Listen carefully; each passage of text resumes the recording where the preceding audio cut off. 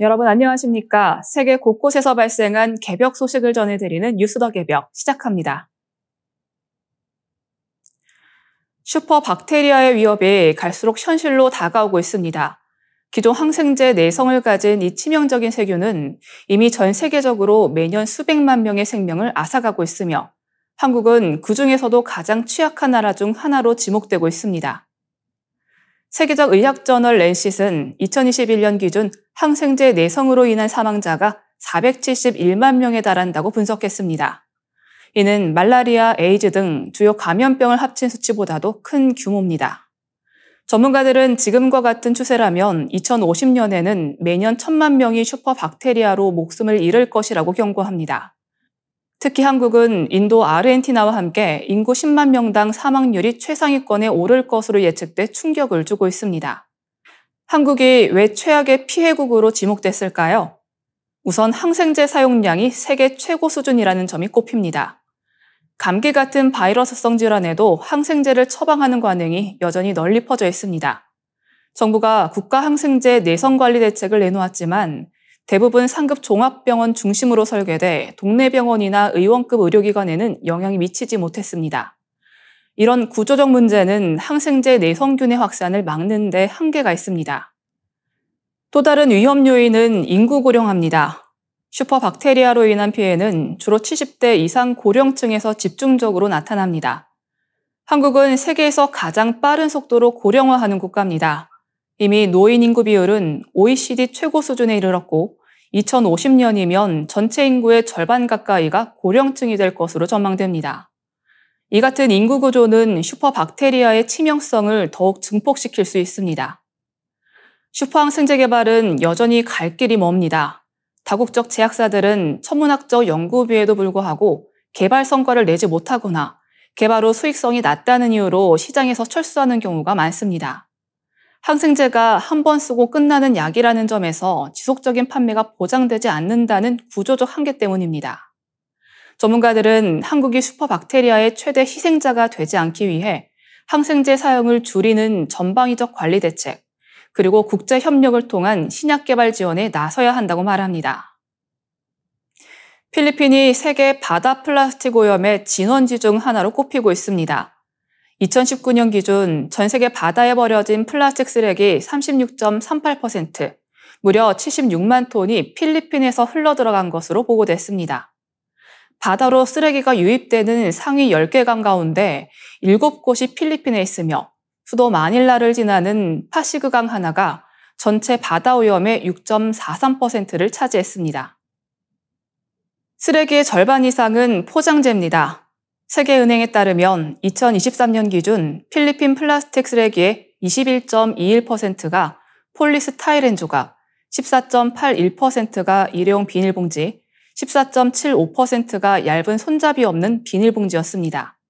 세 가지 품목이 전체 쓰레기의 절반 이상을 차지한 것입니다.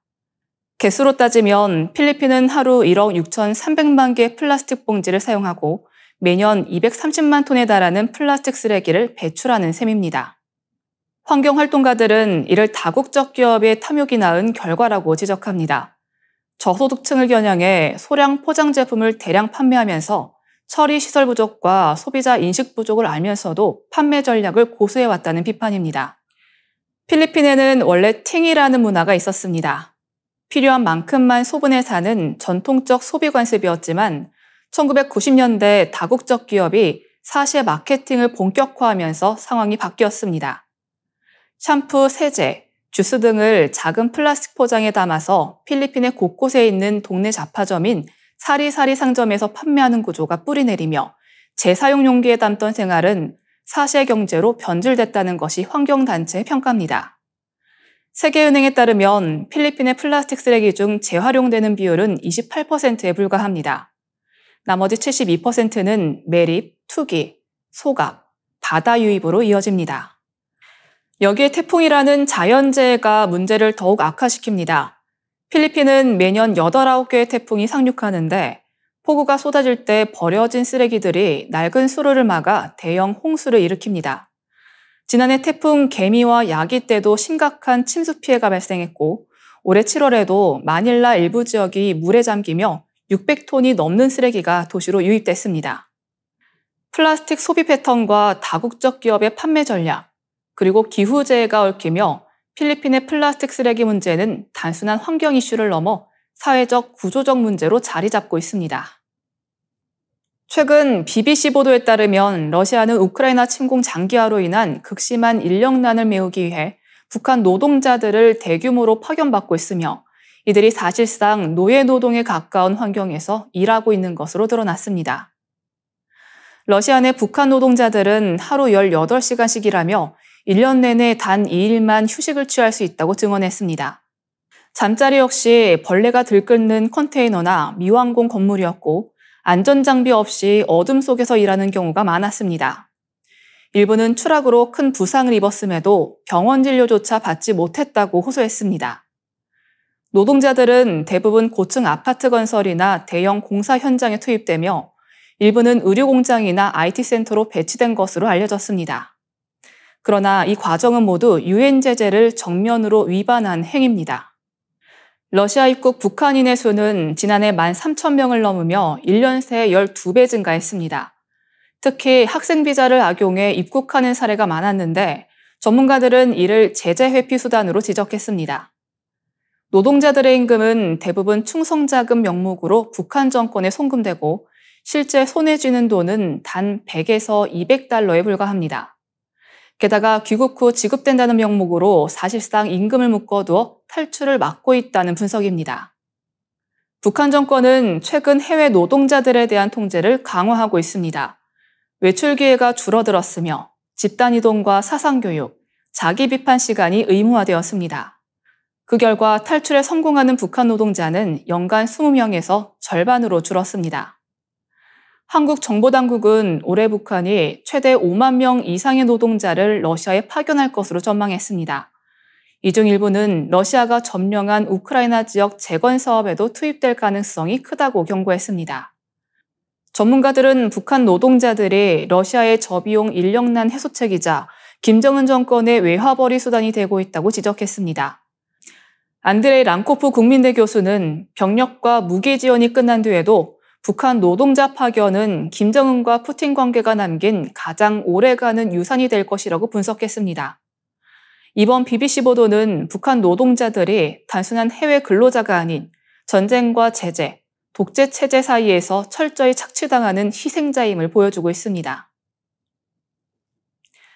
넷플릭스 애니메이션 K-팝 데몬 헌터스, 캐대언의 전 세계적인 인기가 한국 전통 목욕문화까지 조명받는 계기가 되고 있습니다. 작품 속에 등장한 세신 문화가 외신을 통해 소개되며 외국인 관광객의 호기심을 끌고 있습니다. 홍콩 사우스차이나 모닝포스트는 8월 27일 한국 찜질방 체험기를 보도했습니다. 해당 기자는 17,000원으로 입장 가능한 고급 찜질방에서 사우나 한증막, 소금방, 냉온탕, 레스토랑을 모두 경험할 수 있다고 전했습니다. 특히 가족, 연인, 친구가 함께 즐길 수 있는 공용 공간이 가장 큰 매력이라며 요가실, 오락실, 식당, 네이숍 같은 부대 시설과 락커키를 디지털 지갑으로 활용하는 결제 시스템을 편리한 요소로 꼽았습니다. 무엇보다 외신의 시선이 머문 곳은 세신 문화였습니다. 기자는 찜질방을 찾는 가장 큰 이유는 아줌마들의 전신 때밀이 서비스 때문이라며 수세미로 몸 구석구석을 꼼꼼히 문지르는 체험을 두려움과 사랑을 동시에 받는 서비스라고 표현했습니다. 이어 스스로 제거할 수 없는 각질을 벗겨내고 물로 헹궈주는 단순하지만 섬세한 시술로 새로 태어난 듯한 기분을 준다며 한국식 세신을 이스탄불 터키탕과 상하이식 스크럽의 결합체로 묘사했습니다. 그는 4시간 체험이 너무 짧았다며 다음에는 페디큐어까지 받기 위해 시간을 2배로 늘리고 싶다는 소감을 남겼습니다. 이 같은 보도는 실제 관광 수요 증가로 이어지고 있습니다. 국내 인바운드 관광 전문 플랫폼 크레이트립에 따르면 천연 입욕제와 전용 샤워룸을 갖춘 프라이빗 세신숍이 새로운 명소로 떠올랐습니다. 지난 6월 20일부터 7월 19일까지 한 달간 대중목욕탕 관련 외국인 관광 거래액은 전월 대비 84% 급증했습니다. 캐대언의 문화적 파급력은 음식과 뷰티, 패션 등 다른 분야로도 확산 중입니다. 미국에서는 쇼폼 영상을 통해 김밥과 떡볶이가 보편 간식으로 자리 잡았고 찜질방 K뷰티, K패션은 Z세대 놀이문화의 일부로 흡수됐습니다. 여행 플랫폼 부킹닷컴은 올여름 K-팝 공연이 몰린 6월, 서울과 부산의 글로벌 검색량이 각각 30%, 50% 증가했다고 밝혔습니다. 전문가들은 과거 한류가 음악, 드라마 중심이었다면 이제는 체험, 관광, 굿즈로 확장된 직접 소비 모델로 진화했다고 분석합니다. 한국 문화가 관광 서비스 산업과 결합하면서 새로운 성장 동력으로 자리 잡을 수 있다는 전망도 나오고 있습니다. 캐대언의 성공이 단순한 시청 열풍을 넘어 한국 전통 생활문화 체험까지 이끌며 경제적 효과를 창출하고 있다는 평가가 나옵니다. 이상으로 뉴스 더 개병 마치겠습니다. 시청해주신 여러분 감사합니다.